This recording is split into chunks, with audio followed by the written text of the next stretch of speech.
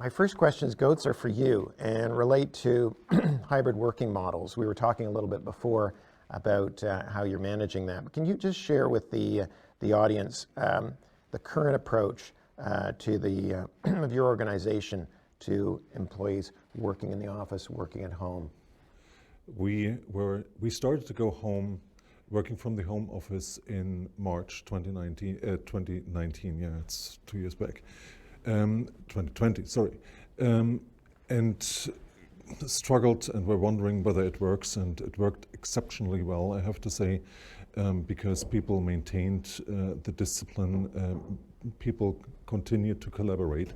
So, which meant in turn for us, when we decided to come back to the office, that we will not go back to the office full time, but we will maintain what we call a hybrid model, which is a hybrid model, to accommodate the business needs, but also the individual expectations, if I may say so. Today, people are working 3 days at home if they wish, and 2 days mandatory at the office.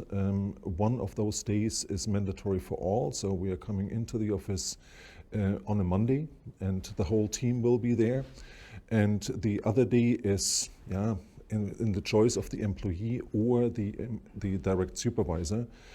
What we find across the company, and I mean we are small, we have only 22 employees, is that people who are in the service with our clients, so bookkeeping, payroll, legal services, they are in on a Monday and they choose another day and they're happy with it. People who are working in our project team, so providing services to industrial organizations, preparing for delegations coming into the country, they need to collaborate, to exchange opinions, to exchange approaches, ideas amongst each other, and they organize themselves. We are coming in on a Monday and we are coming in all together on a Tuesday and if need be on a Thursday. So it's a hybrid model, but it's lived and breathed by the different departments and the different needs of the jobs. Mm-hmm. And do you see that being a permanent arrangement, or you're just trying to, is your organization looking out just for a few more months and seeing how things? When we communicated, we said, let's see how it works. And I think we have a better idea in maybe 6 months than we know how it works. Nowadays, everybody seems to be happy with the approach. There was the initial question, do I really want to go back to commute? And as further you are away from the office, as more hassle the commute obviously is. I get the impression people are happy with what they have, whereas I have to add one thing. We are coming from all over the place. So we have a couple of Germans, a couple of people coming from India, other countries. And so we offered the possibility, if one wants to work 5 or 6 weeks outside of the office because of taking care of family members or other stuff, then by all means do that. So it's a hybrid model, yes, with a benefit to employee. If you need to, then you can work abroad for a longer time or away. Until now, and we are 1 month in, it works quite well. Mm-hmm. Let's see how it is in September or October. Have you had to invest more in technology to support that kind of arrangement? We invested a lot of money, effort at the beginning of the pandemic. I would say in hindsight, we were reasonably well prepared in terms of a business contingency plan. We were operational from home within 3 days, but that's partially due to employees' efforts and partially due to the efforts of our IT provider, who helped us to move forward and to get things set up. Having said that, we made investments or moves towards technology we wouldn't have done, at least not in that speed, if we haven't had the pandemic. Mm-hmm. And have you found that any employees have relocated beyond a reasonable commuting range? Have somebody made that sort of implied decision that they won't be coming back for more than they? No, people didn't move out of the GTA. However, we changed our hiring horizon.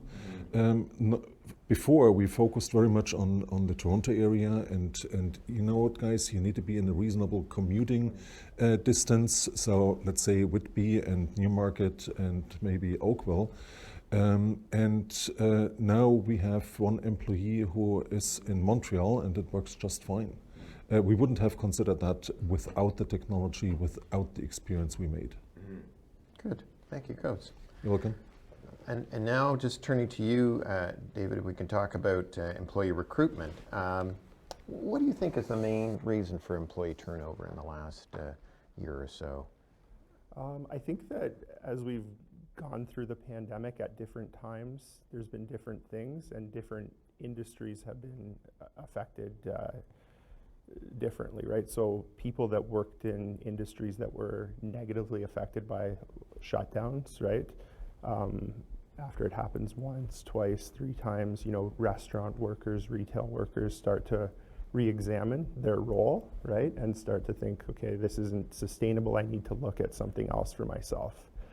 If you think about office workers, right, who are working from home, at the start there was a lot to manage for people who might have kids at home, right? The work life and the family life kind of overlapping with each other. I think there was a degree of burnout that led to people looking for other opportunities. And there is disengagement, right, in some organizations that maybe didn't manage the remote world well. So that caused people to want to look at new opportunities. You add the uncertainty of the environment for the last year and a half, and again, people are more receptive, right, to look for new opportunities. I think that for a job seeker who's working from home especially, it's much easier to look for a job, right, than it would be. You don't have to worry about taking time off and attending interviews. You can manage those things from home.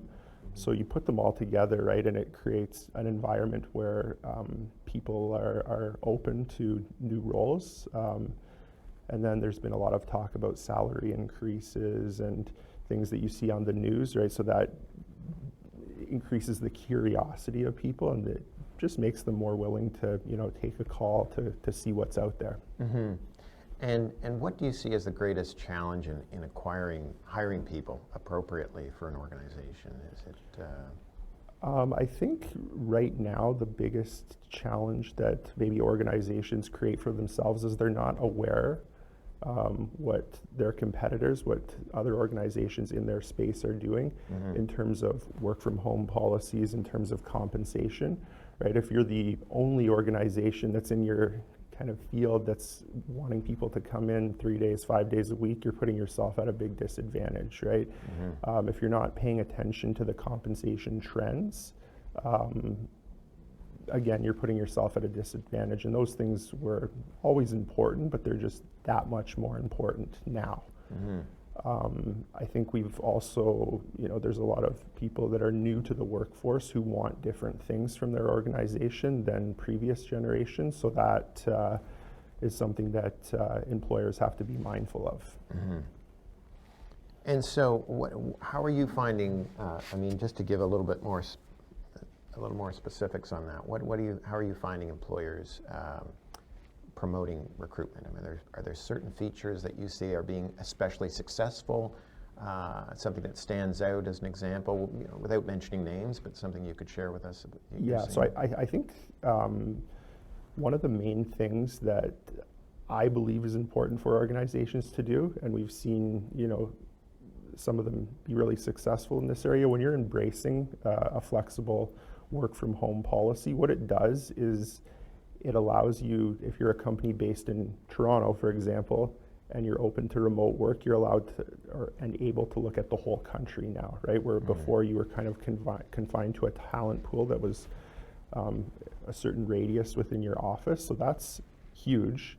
I think that other organizations we've seen that are successful are really putting an emphasis on their brand, their culture, and what they want to invest in people, whereas you know, that wasn't always the case, because I think what organizations want to avoid, right, is just the race with salary increases, right? Because at a certain point it could get hard to sustain.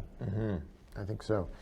And just to talk a little bit about that remote arrangement, do you find it a lot more challenging for employers to properly select an employee when the person is that far away? If we're hiring someone in British Columbia and the company's based in Toronto, of course, video calls we do them every day, but does that make it a little more challenging in the hiring and the integration process, do you think? So with the hiring process, I think it actually makes it easier and it makes it much more efficient, right? You can move through an interview process a lot quicker than you were able to, right? You had to, have someone come into the office and then a week later have them come and meet someone else. So that person's on vacation, so we have to delay it for a week. So things move a lot quicker, which is good for employers. The challenge, though, comes from the integration and the onboarding piece, right? It is difficult to onboard someone, especially someone who's new to the workforce, remotely, right?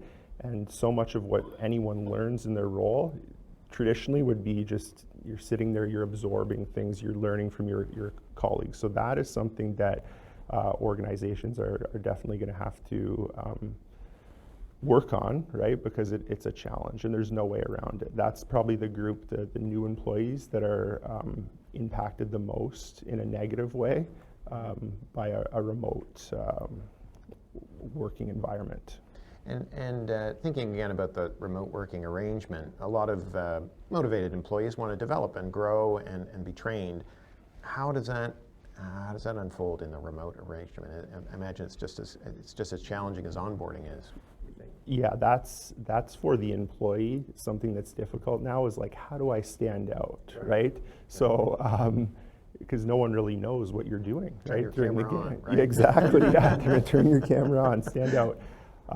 So I think what you'll see, and I mean what I've experienced, is that employees that are motivated, that are driven and want to advance within their organizations are the ones that you're going to see in the office, right? Trying to stand out and making a point to do so.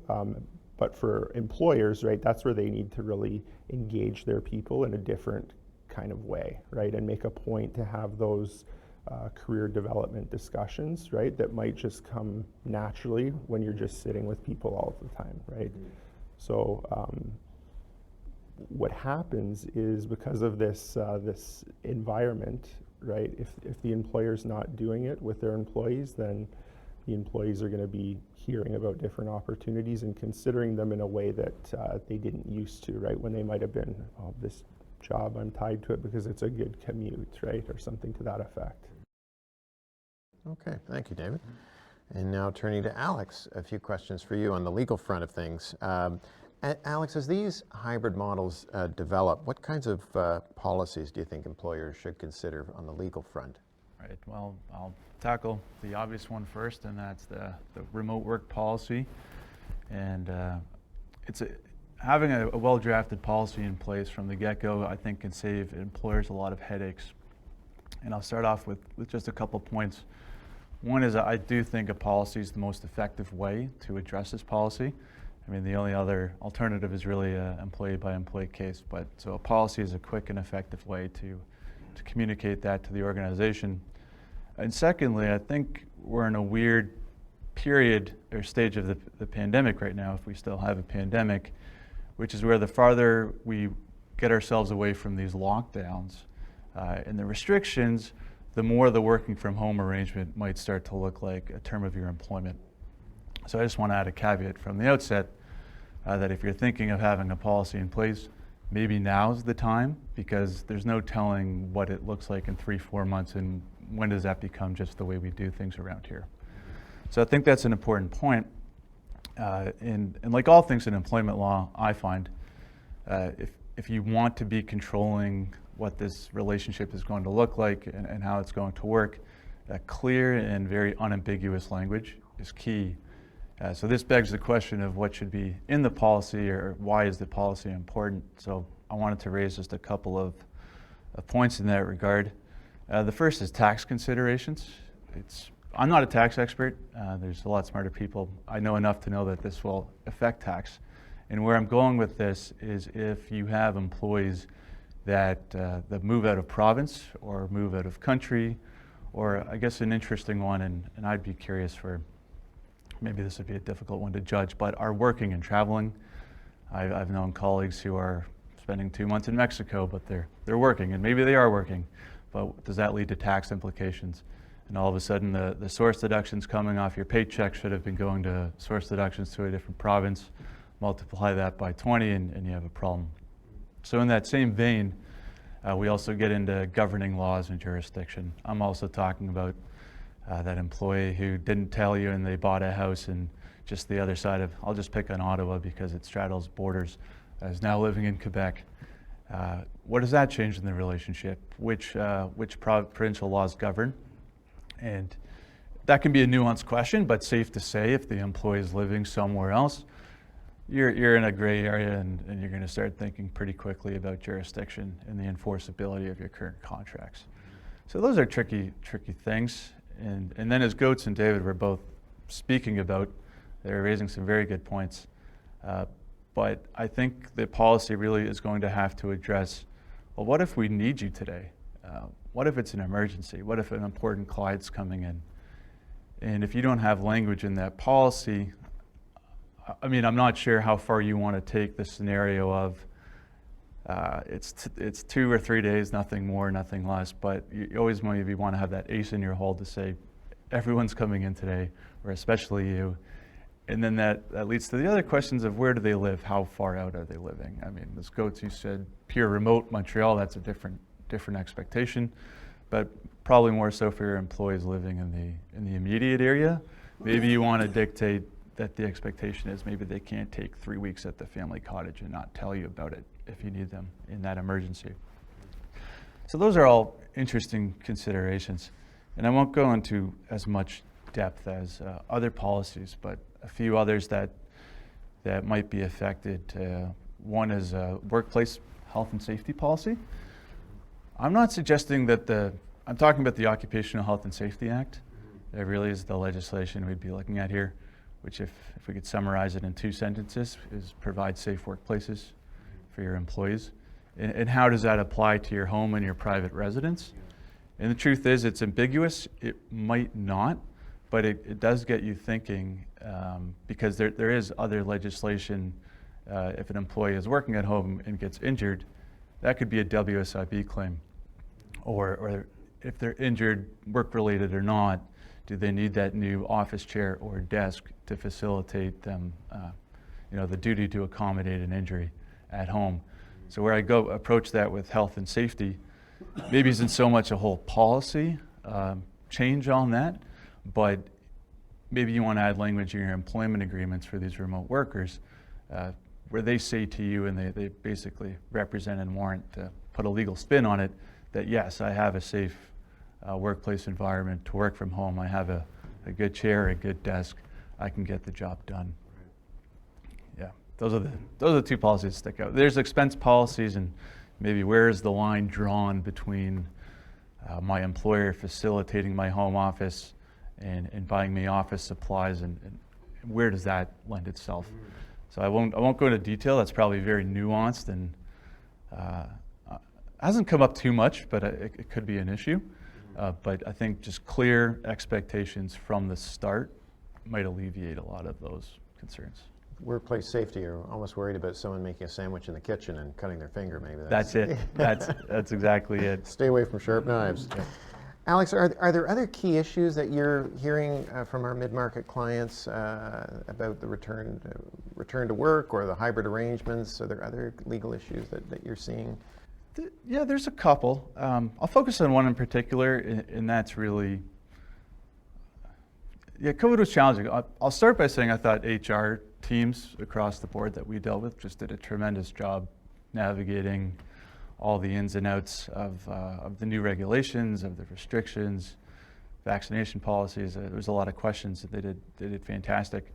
But what's popping up now these days is how much of what we implemented has to stay, and when can we let it go? How are we getting back to normal? And the unfortunate answer is our answer might look a lot like the answers during COVID, is that, hey, it's pretty new. This is a novel idea. So where I think it's heading is the truth of the matter is we still have a virus out there, Omicron, and the Omicron variant, sorry. But all the implementations and procedures you were doing before with the hand sanitizers, and we happen to be at Virox, so I think we're well equipped, but all the extra masks that you saw lying around, the plexiglass for the receptionist staff or places of contact, you have a duty to provide that reasonable and safe workplace. So if there is the coronavirus is still out there, case counts are really high, I think we're going to be in the territory where it's reasonable to have at least some form of these measures continuing.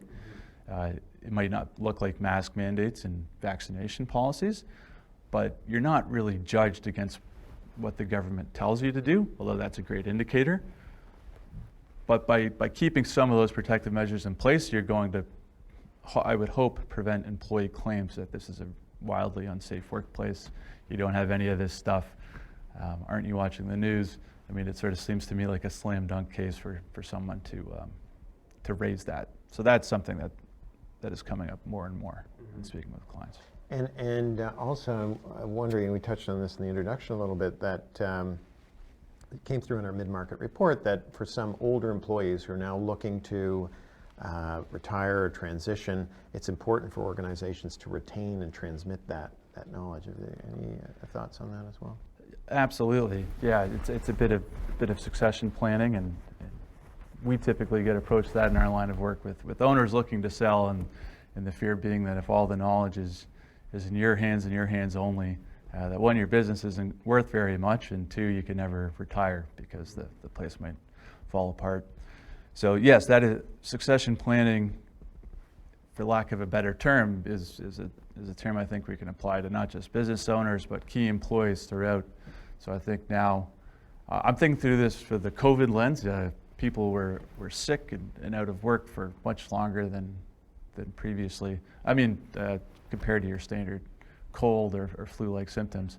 So disseminating that knowledge across the organization, which is a buzzword, really hard to do, but something really important to keep in mind is probably very crucial moving forward. The how will look different for everybody, but I think it's something that's foremost in mind. Absolutely. For resilience, isn't it? That's one thing that I think a lot of companies have learned. They've got to have that shared knowledge to last through times. Absolutely. And it goes back, I guess, to teamwork and making sure that all the key relationships are tied up in that one person.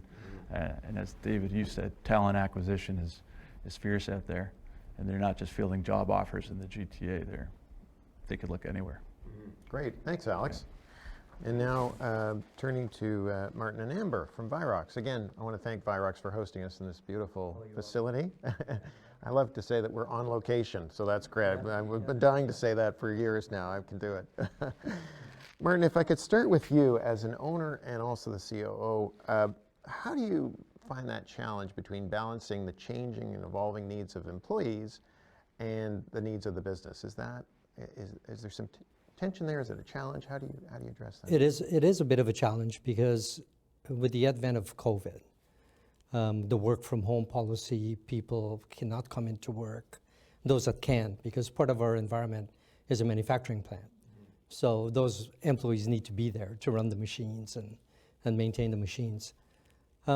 We had to go step by step and stay at the forefront based on feedback from our employees and the medical environment. And of course, we're part of that environment because we make disinfectants and sterilants for the medical, dental, animal health industries. So at the forefront of that, bit by bit, we needed to understand, okay, so employees are staying at home.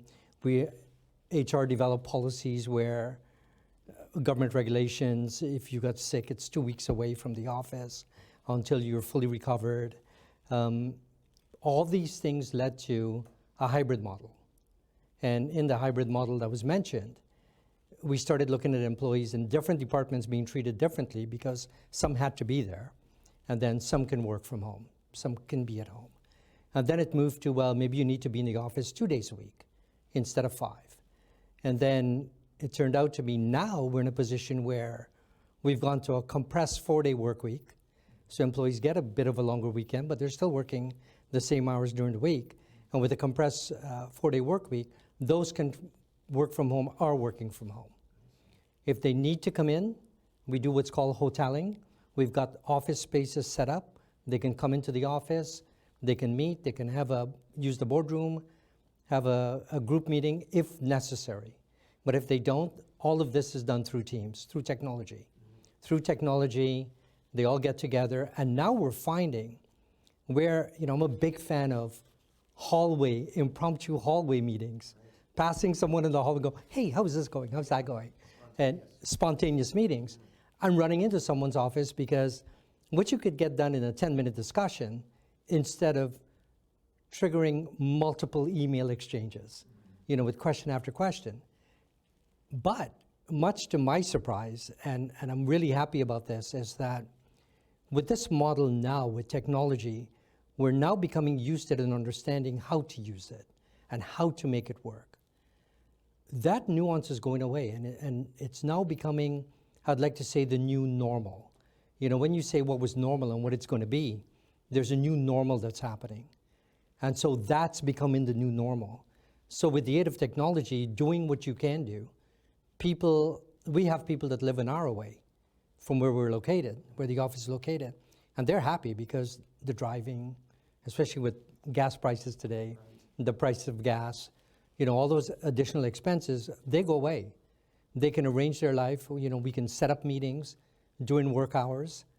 People can get together. And now I find myself, even though I attend some meetings in person in the boardroom, I find myself attending, I would say, 80% plus of meetings over Teams, digitally. And so those challenges, while they were there at the start, are not so much of a challenge anymore. It's technology's taken over, and we're becoming used to more and more of what that is like. So it seems to be working. And does productivity, does that affect productivity and cohesion, do you find? Or have you sort of found a way to manage it better so that it doesn't? One of the big questions I had, and in the company, we looked at and says, well, what about being dynamic with these group meetings and functioning as a group and interaction in the office space? You have someone sitting in an office across from you, you can easily look over and go, hey, blah, blah, blah, or quickly get a group together for a meeting, which might be hard to do through technology because someone will say, have conflicts. I can't do that. Or they're not there. They're out running an errand or some such. But what we're finding now is that you go through the bit of that challenge and cycle at the start of this, and now it's normalizing itself where we find people are getting used to what's required, and the working from home scenario now is at a point where, because of technology, you're actually somewhat still working at the office.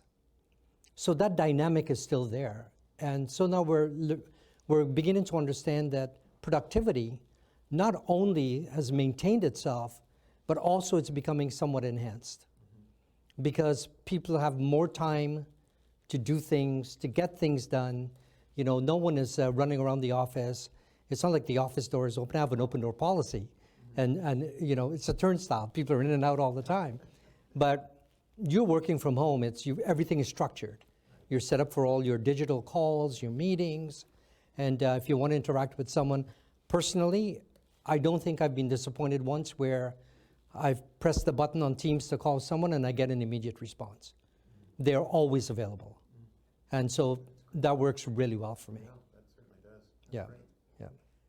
Yeah. Amber, I wonder if you could talk a little bit about retaining employees in this evolving workplace environment. What have you found successful? What are the challenges?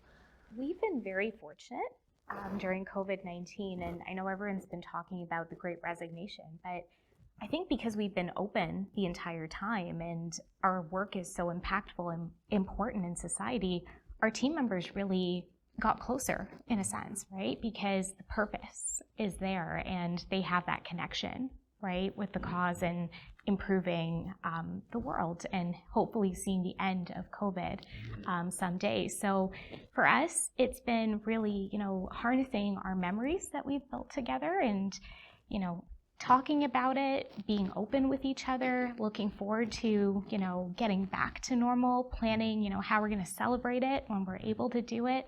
has really helped our team stay connected and stay bought into wanting to stay a part of Team Virox. So it's been very nice that way, that, for us who've been on site, in a way, it didn't really change anything for us. The only difference was, we had to wear PPE and stay a little further from each other in the lunchroom in some cases.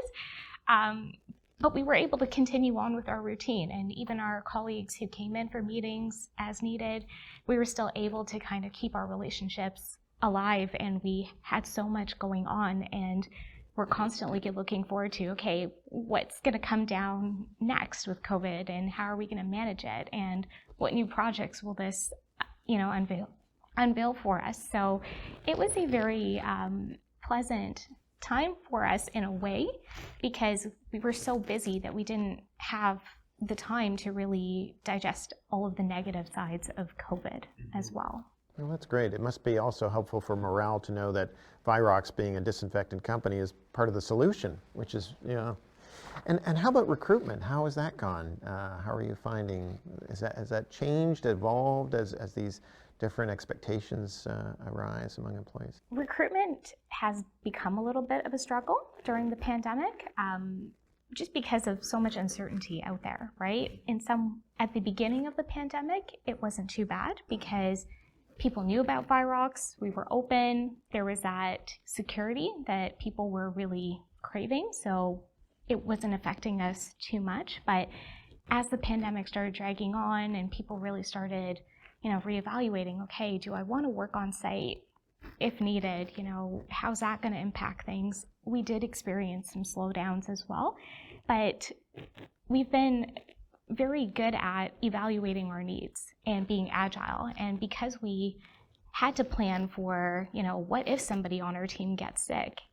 That collaboration and contingency planning has kind of always been in our minds of, okay, so let's get people trained. Who can we, who's interested in that? Who can take that on? So in terms of our recruitment, it's been more so about, do we really need to bring in this new role? Can we get creative with this role? What else, is out there for us? So we've been definitely taking a closer look at our recruitment and our actual needs and contingency planning of, what happens if this role doesn't get filled?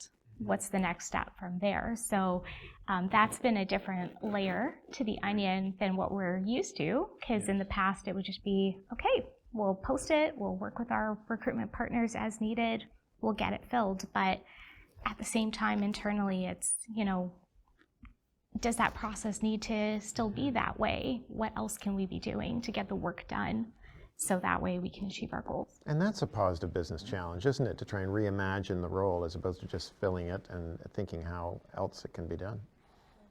How has the brand of Virox helped in recruitment? Is that something that's an important aspect of your recruitment? And what, can you just talk a little bit about that, the brand, and how it attracts people and what you do differently?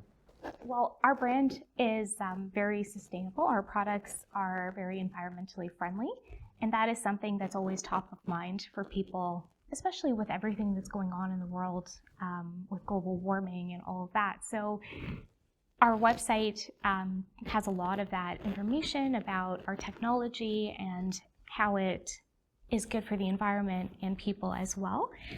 So that has definitely helped us to attract talent too. We've been focusing a lot on what makes us unique as well as part of our brand, and attracting candidates from that perspective. So it's been very helpful to have a positive culture and very impactful products for attracting and retaining talent. And if I could just talk a little bit about, maybe just among all the panelists really at this point, what do each of you think are the sustainable changes? And we've talked about adapting, we've talked about how people have progressed. What I find interesting to talk about or think about is humans we love our habits, don't we? Whether it's having a coffee in the morning or something like that, simple things. And so I'm wondering how much of this is how much will change, how much will revert to the previous habits that we all enjoyed. Any thoughts? Anybody on the panel want to? I think it's I think for myself, it's still a bit of a learning curve. I still think we're going through that process. A little bit of COVID is still out there. You know, it's we saw many changes that have occurred. Who knows what's around the corner? You know, so there are key learnings to be had. You know, the hybrid models, the work from home, strictly model, the being in the office or in the manufacturing plant, providing safety and security for your employees. These things will continue to change as we move along, and I think what we're going to have to do is recognize those changes as they're coming and be able to deal with it very quickly, and in doing so, being proactive rather than reactive. And I think one thing COVID has really taught us is that we really need to be proactive, Yes. rather than reactive. That is an important lesson in life and business, isn't it? Not to wait for things to happen, but to get out and do things. Anybody else? Any other goats? We will not go back. I don't see that coming. I think for all of us, and nobody mentioned, myself included, I think we went all through a great learning curve, or how to work from home. Because when working from home, it's very easy to go from bed to the desk, from the desk to the bed, and you work 24/7 because you have dinner. It's only 7 o'clock, let me answer the email. Your private life gets lost if you don't control yourself, and I think many of us went through that. We maintained, or we arrived at a situation where people differentiate between their business and their private life even when they're working from home. I don't want to go through that learning process again, but then in the other way. I would like to continue working from home, and like you said, I like the model from hoteling. I think it's a great model wherever it works, and to utilize technology more in terms of how can we be creative even when using technology and not being there in person as we are doing it today. Let's see, we are here to change, but we will not fall back. Yeah, I think one of the key things that organizations need to do is come up with a policy that makes sense for their business, right? Asking people to come into the office because it's Wednesday doesn't always make sense, right? To try and find some, strategic reason to bring people together. Maybe it's a social aspect or some kind of training that you're doing when people are together. That's when it's going to work. That's when people are going to buy in, right? As we, go through this, people do get tired, right, of being asked to come in just because it's a certain day.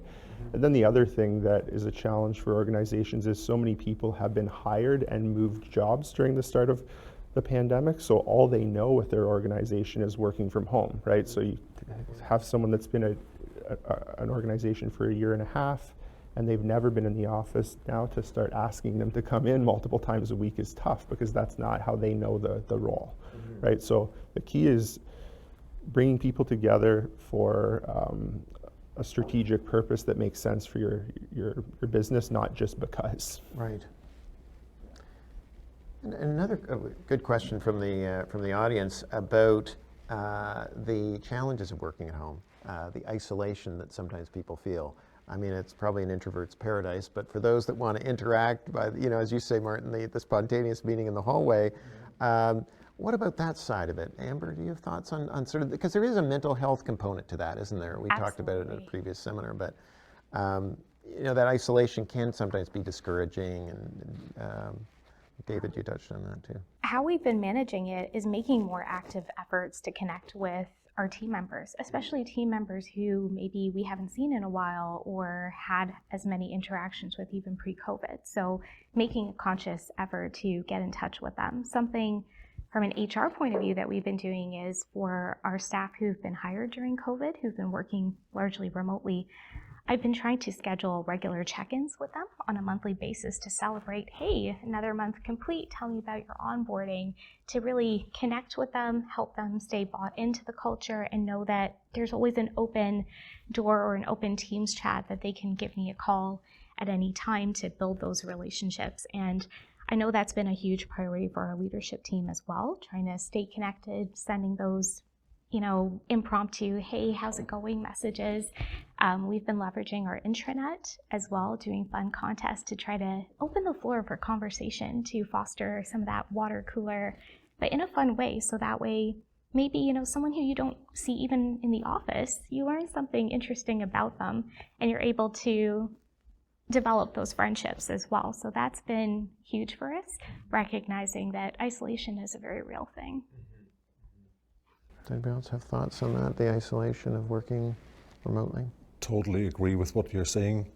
I would say 50% of our employees have family members at home. The other one are living alone. And the ones living alone are somehow at risk and need to be taken care of. What we found is that some contacts disappeared or were not as strong as before. Other contacts evolved because of people, hey, how are you doing? Can we meet for a cup of coffee next week Friday at 8 o'clock? 8 o'clock, that's early. But having a coffee together, chatting, and not only about work, but also about private things, helped a lot to get those people working alone from home through the pandemic. And don't get me wrong, I love my spouse, but I love also talking to other people than her. Right. So even when you're at home, I think it's important to reach out to others and talk with others, actively seeking the conversation or making yourself available for others to reach out to you. I think the isolation issue, it's still a very real issue, especially for people that do live alone, but I think that as people are getting back to a more normal life outside of work, that concern is starting to ease a bit, right? It was really tough for, me as well, right? Where, there's nothing to do, nowhere to go outside of what you're doing for work, right? So now people are getting back and doing normal things. It's starting to ease a bit as a concern I've seen. Mm-hmm. I agreed, but I also think we endangered, or in my organization, we, not endangered, that's the wrong word, but we could have done a better job in catching people before they struggled. What you say with the monthly call, I like that, but we found afterwards that people were really struggling by not having the social contact. Some deal very well with that, and the other one is an extrovert, it's outgoing, need to see people on a daily basis. Hey, want to have a beer or something? It's not possible these days to take care of those. That was a challenge, and I think, knock on wood, we learned from that and will not do the same mistake again by just following up earlier. What about salaries? If we can just talk about that. I mean, there's been a lot of talk about how, and certainly it came through in our mid-market report, how businesses are finding that the increases, the expectations are almost unsustainable. But at the same time, they feel the pressure of filling a position. And Amber, you've talked about re-engineering, which is a great idea. But if that's not possible, we talk a little bit about salaries and salary inflation and trying to attract talent, but also looking ahead beyond the current situation and wondering what's sustainable. Any thoughts on that? You've got to be careful. You've got to be careful because, with the way things are going, you could be hiring an employee that's coming into your company that's coming in at a higher rate than one of your current employees that's at the same level of work. And so you've got to be very, very careful. And this is where policies come in.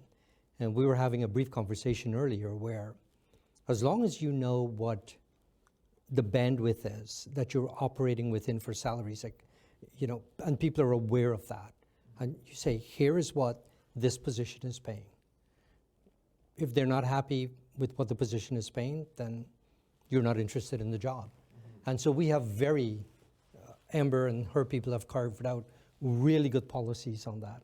And so we understand what's the bandwidth for this pay, this range, and we use outside resources.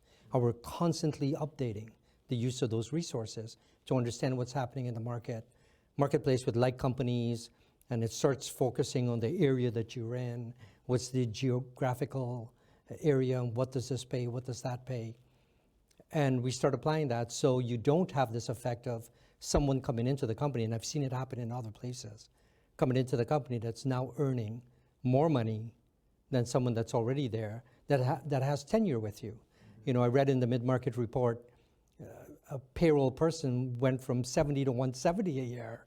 And so, you know, that will never happen in our company, you know, because it's guided strictly by policies on what we do.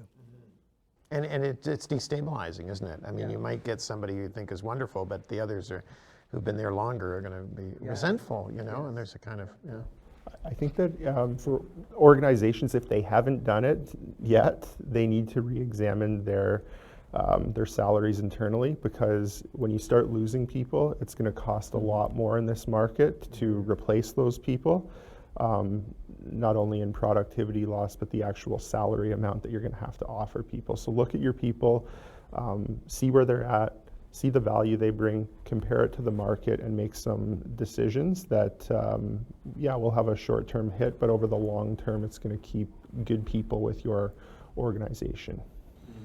We established 2 or 3 years ago, salary bands. So we try to, that's the position, that's what the position pays.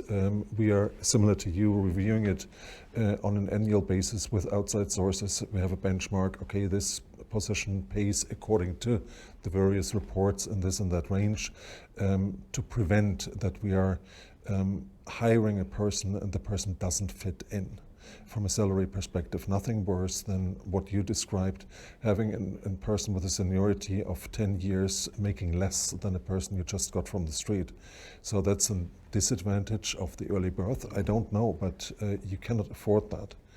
On the flip side, as you pointed out, David, I think it's more important to take care of your key employees, because those you don't want to lose, and it will be prohibitive partially to rehire, because it's not sustainable. Leave alone that you want to have the parity between people, but that payroll person, I mean, it's ridiculous. It's very difficult to find payroll people, but you pay prohibitive salary to get them in. So, but it's not sustainable on the long run. So what are you doing then? Now the market opens up. I have a person in for 100. I could get in one for 70. Am I now firing again? I rather go through the pain at the beginning and pay less and sustain it. But you need to be aware of what is market, what can you afford, and not being distracted. So not following the market exactly when it's going in huge increases, but trying to stay abreast of what the trends are, because I think that's what I'm hearing. Mm-hmm. And there are other things outside of salaries. Of course, yeah. You know, what sort of perks what are benefits? Yeah. What other things? Right. Is there a bonus program? What does the company do for its employees? I'll give you an example. In our company, during the Christmas holidays, we close the company on, let's say, Christmas Eve, and we come back after New Year's. Right. That entire period in between is paid for. There's some mandatory paid days in there, statutory holidays. But we pay for all the other days also. And that's another benefit. So we always tell people, we have a committee called VAC, Virox Entertainment Committee, that is always putting on events, doing shows. Yesterday an ice cream truck rolled in because it was hot out. And you might think it's a little thing, but it means so much. The employees line up, they get a break, they go have an ice cream cone outside. And we constantly plan events. We do things where, let's say a long weekend that falls on a Thursday, you automatically get the Friday off with pay. So it's a bit of a longer weekend. You can pack up the family, go somewhere, take off somewhere if you want to. So there's all these other benefits that fall in line. And when you talk about looking after your employees, your employees are also looking after you. Right? So it's a two-way street. Mm-hmm. So when you do these type of things for your employee and you're explaining the culture of your company to people, and you go, wait a minute, so it's not all about the salary, but it's about all these other things that fall in line. It's the kid in me that once I hear that jingle of the ice cream truck, I'm immediately alert. Where's that? Mr. Softy's back, yeah. A question from the audience about specific tools for mental health, employees that are under stress. I know we talked a little bit about that, but there's any other comments or suggestions, maybe from Amber or David or anyone else? We do have some mental health resources that we support and offer to all of our staff. Something else that we've tried to integrate into our culture as well is morning meditations. So we have a group that's very committed to mindfulness, and every morning they log in at the same time. It's open to anybody in the company, and we start off our day in a very mindful state and taking that time for ourselves. So it's something that we talk about. It's something that we've been studying more carefully, something we've been doing more training on with our leadership team and our people managers across the board, so that way they can recognize, changes in people's personalities, how to, open that door to those conversations to make sure that everyone knows what we have in house to help them through whatever is going on in their world. So I think it's very important to continue to maintain those organic conversations with your staff and really connect with them as people, not just employees. So that way it's easier for them to say, hey, do we have an employee assistance program? How does that work? Right? And being able to promote those resources directly to your team, so that way they're always feeling supported. Before you're asked, isn't that a nice way to have it? Yes, yeah.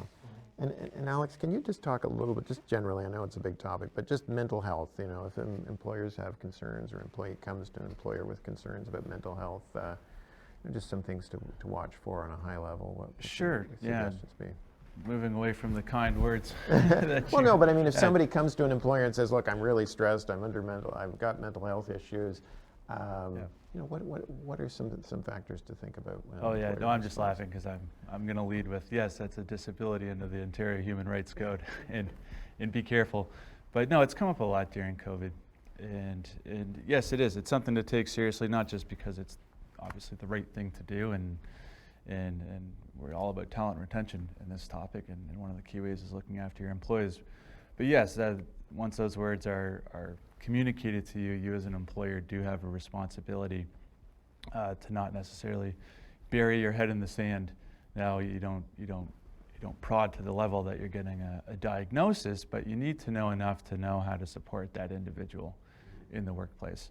And that's a tough conversation because it's not easy to get that information out, or maybe there's oversharing going on and there's some stuff you might not want to know. But the important part is it should be a collaborative process, so the employees should know who they're going to approach to, know that it's going to be treated confidentially, and that you actually have a plan in place, or at least a procedure. Every situation is unique. That's part of the process, but at least you're ready to address those questions and then enter into your procedure. What do you need? Okay, we can do that, and then so the dialogue continues. Well, that's great. Are there any other lessons that people have learned through this retention and talent challenge that they'd like to share? Anything we haven't? We've asked a lot of questions, had a lot of good discussions, but just as we come to the close of this, is there anything else anyone wanted to add, any insights? I think the biggest thing is the organizations that have done really well with acquisition and retention have been open-minded, right? At the start of this, there were organizations that thought, okay, this is going to last a month or two, we just won't hire till then. Okay, 3 months, 6 months later, okay, what do we do, right? So we don't know which way things are going to go. We don't know what the market of people are going to feel overall about having to go back to the office, not go back to the office. So be open-minded, be ready to adapt, because it could go in any direction, right? Coming with too forceful of a policy is probably a way to turn off your people. I would agree 100%. So I think there's a real danger of coming out too early with your policy, and I think there's a danger in not communicating anything, because your employees are absolutely, that is 100% on top of their mind. What's the future look like? And you don't have to give the answer. It's a little premature, but you can certainly indicate that it's important to us. We're thinking about it. This is what we're doing for now, and pause, and then you can think about that policy going forward. And as you said before, Alex, making sure that that's not just by inaction becoming a feature of employment, but making it clear to people that this is an evolving thing and things can change as that situation develops. Absolutely, yeah. You don't have to land on the answer, but let them know an answer is coming, or it's at least important to you. I think that's a great insight. Agility and flexibility are big lessons, and as you've said before, Mark, being proactive and trying to look ahead and anticipate where the challenges are coming from. Well, we've come to the end of our time, and I want to thank everybody, especially our panelists. I really appreciate your time and insights and experience, and we hope everybody has enjoyed this webinar today. As Lisa mentioned, we'll be sending out our mid-market report to everybody who attended. It's an annual project of ours to survey business leaders and executives and hear what's on their mind and have these deeper discussions so we help businesses grow and seize the opportunities ahead of them. So thank you, everybody, for participating, especially our panelists, Amber, Martin, David, Alex, and Goetz, and all the people behind the scenes, especially Lisa Hegedus, our Director of Marketing and Business Development. Lisa's done a fantastic job organizing this again today. So a big thank you to everybody, and we hope you've enjoyed this seminar. If you have any questions, feel free to let us know. If we didn't answer anything, we're happy to chat further.